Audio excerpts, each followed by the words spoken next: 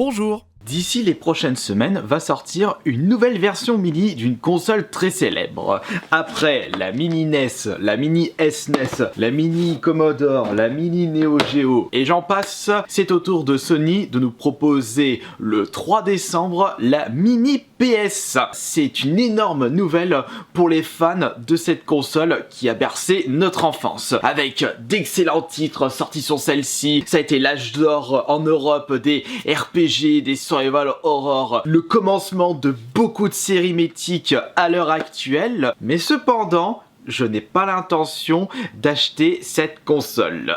Ah, j'ai mes propres raisons à cela, que je vais vous énoncer à travers cette vidéo. Et je réponds justement à une question que l'on m'a beaucoup proposée à travers mes lives Twitch. Prochain live ce soir à 21 h, ce sera du Fortnite. Maintenant que je suis devenu partenaire, ce sera une fois Fortnite, une fois un autre jeu. Comme je le disais, vous avez été beaucoup à me poser comme question, est-ce que tu vas acheter la mini PS1 au mois de décembre? Et ben la question, je vais vous la répondre, non. Puisque quand j'y pense, cette console ne vaut vraiment pas le coup. Pour commencer, cette console sera proposée dans nos boutiques françaises au prix normal de 100 €. Ça commence à grincer des dents, sachant qu'on a eu l'habitude de payer nos mini-consoles de chez Nintendo aux alentours de 50-60 €. Ça nous a un petit peu fait mal aux fesses lorsqu'on s'est rendu compte que la mini SNES était plus chère que la mini NES, sachant qu'elle propose moins de jeux que celle-ci. Et on a carrément pousser une grosse gueulade au prix de la mini Neo Geo. Elle, c'est pas 100 €, c'est 120-130 €. En plus, faut voir la qualité et la grosseur du stick arcade, ça donne pas du tout envie. Enfin, c'est un avis personnel. Je vous rappelle qu'à travers cette vidéo, c'est un avis personnel que je vous donne. Vous pouvez très bien être d'accord ou ne pas être d'accord avec ce que je vais dire. On ajoute à cela que les versions des manettes de cette mini PS1 ne seront pas les versions DualShock. Ce seront les premières versions, c'est-à-dire celles qui sont dépourvus des sticks analogiques sur le milieu de la manette. On va dire que beaucoup de personnes ont pris l'habitude de jouer aux jeux, que ce soit PS1, PS2, PS3, avec les sticks analogiques. De toute façon, il y a certains jeux aujourd'hui, on ne peut pas y jouer avec la croix directionnelle. Et c'était déjà le cas avec certains jeux PS1. Je prends comme exemple Happy Escape. Heureusement, pas dans la liste des jeux fournis avec cette console. Petit point qui va gêner certains joueurs. Et de mon côté, oui. Car c'est tout de même plus agréable de choisir entre soit jouer avec la croix directionnelle ou les sticks analogiques. Plus de choix pour satisfaire plus de monde. On ajoute également qu'il n'y aura pas de connexion internet avec cette mini console. C'était déjà le cas avec les mini NES, mini SNES, mais cela prouvera que l'on ne pourra pas acheter de nouveaux jeux pour cette mini console. Il faudra se contenter des 20 jeux fournis avec celle-ci. Et en parlant de ces 20 jeux, à en voir la liste officielle des jeux fournis avec cette mini PS1 en Europe, puisque cette liste ne sera pas la même au Japon, il y a tout de même quelques bizarroïdes et on peut se demander pourquoi Sony a choisi quelques-uns de ces jeux de cette liste. Bien entendu, des jeux qui sont ultra mythiques à l'époque de la PS1, et c'était tout à fait normal pour Sony de les intégrer dans cette mini PS1. Je prends par exemple Metal Gear Solid, le premier Rayman, on a également, non ça c'est plutôt un choix personnel pour le Cool Borders 2, on a le FF7, de toute façon s'il n'était pas dans cette liste, on se demande mais ils ont fumé quoi Sony, mais c'est limite par rapport à certains jeux de cette liste. Le premier Oddworld, le premier Resident Evil, Tekken 3, GTA 1, on a tout de même du choix de ce côté-là. On a également des jeux complètement what the fuck au niveau du choix, comme par exemple Mr. Driller, inconnu du bataillon. On a le premier Kurushi. Je me demande pourquoi ils ont intégré ce jeu dans la liste. Certes, c'est un bon jeu, c'est une petite pépite cachée, mais c'est un style de jeu qui n'est pas adapté pour tout le monde. Ce n'est pas adapté pour le grand public. C'est un jeu de réflexion un peu what the fuck, et c'est un petit peu un choix bizarre de la part de Sony d'intégrer ce jeu plutôt que d'autres. Mais le choix le plus what the fuck, c'est le Street Fighter. Je pensais qu'ils allaient nous mettre un Street Fighter Alpha, un Street Fighter, mais vraiment un vrai jeu de combat. Mais non, ils nous ont mis le Street Fighter 2 Puzzle Turbo, un jeu de Tetris. Mais j'ai dit, mais qu'est-ce qu'ils ont fumé Sony? Pourquoi ils ont décidé d'intégrer le jeu le plus what the fuck de cette licence ultra mythique pour la PS1 mini? Mais vraiment n'importe quoi de ce côté. Si ils proposaient plus de jeux, pourquoi pas, mais il y a des très gros absents dans cette liste mini PS1. On n'a pas vu l'ombre d'un Tomb Raider, alors que c'est un jeu qui a vraiment marqué les esprits à l'époque de la PS1. Je n'ai pas vu l'ombre d'un Gran Turismo, alors que c'est limite le jeu de bagnole le plus célèbre de la PS1. Je n'ai pas vu l'ombre d'un Silent Hill, ni même d'un Dino Crisis.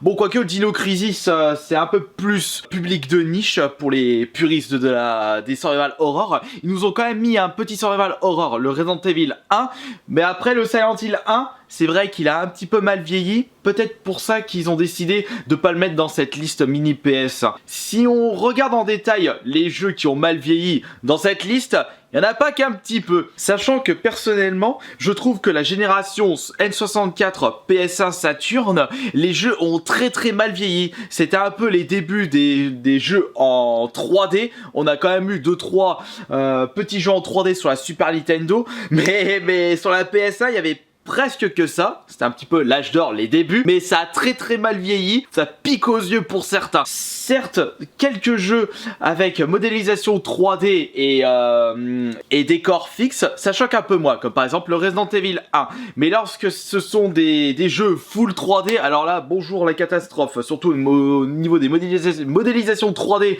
de certains visages, il faudra s'accrocher pour ceux qui n'aiment pas trop les graphismes de l'époque. Même si certains jeux de cette liste sont très beaux à voir, je me demande quelles sont les personnes qui prendront du plaisir à jouer à ces jeux. Comme par exemple le premier GTA, je vous avais déjà proposé un Kirby Play de ce jeu. Je l'avais jamais, si j'avais dû le tester une ou deux fois à l'époque, et lorsque je l'avais rejoué pour la chaîne YouTube, c'était limite la catastrophe.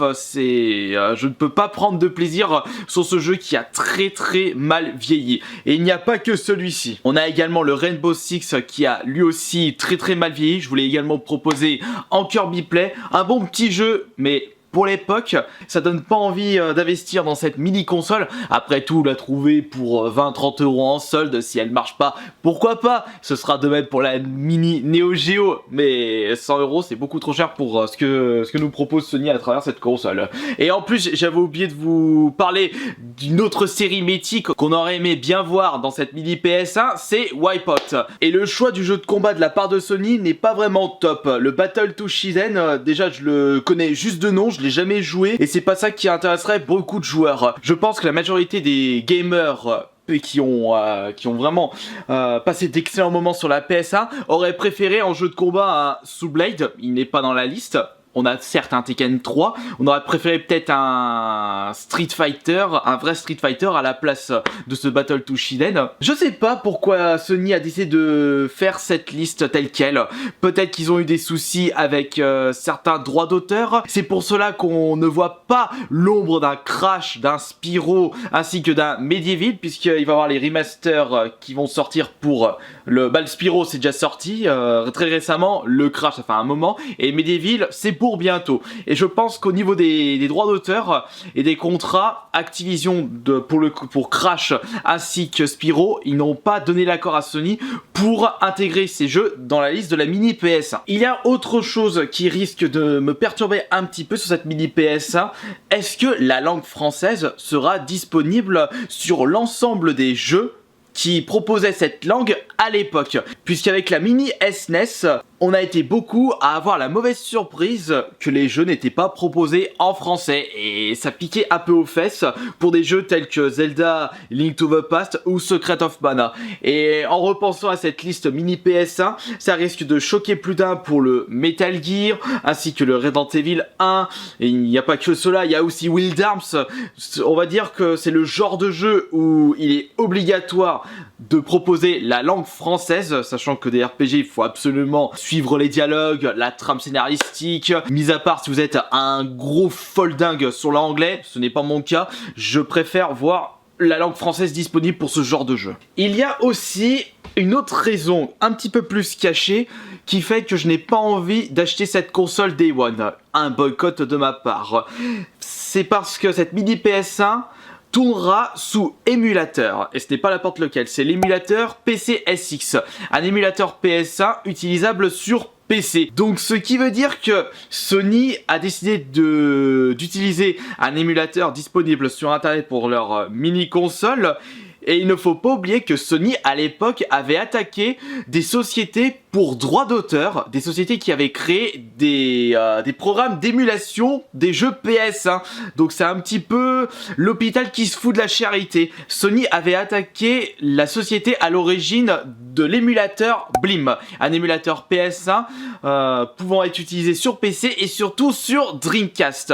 Comme quoi, il y a certains passionnés qui n'hésitent pas à proposer des trucs complètement farfelus pour les joueurs. Et c'est vrai que jouer à des jeux PS1 sur Dreamcast, il fallait y penser et ça pouvait plaire à beaucoup de personnes. Mais malheureusement, ça n'a pas vraiment plu à Sony qui a établi un procès contre la société à l'origine de Blim. Et donc, comme je le disais, récupérer un autre programme d'émulation pour la mini PS1, ils ont peut-être un peu la mémoire courte chez Sony. Mais bon, ils font ce qu'ils veulent de leurs actions. Moi de mon côté, je donne mon avis.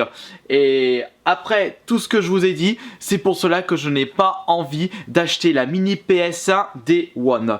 C'est à vous de me dire votre avis sur cette vidéo via l'espace des commentaires. Si vous, malgré ces quelques défauts, vous allez tout de même acheter cette console. Voilà, on se retrouve ce soir à 21 h pour le live Twitch. Et à tout à l'heure pour la vidéo ASMR.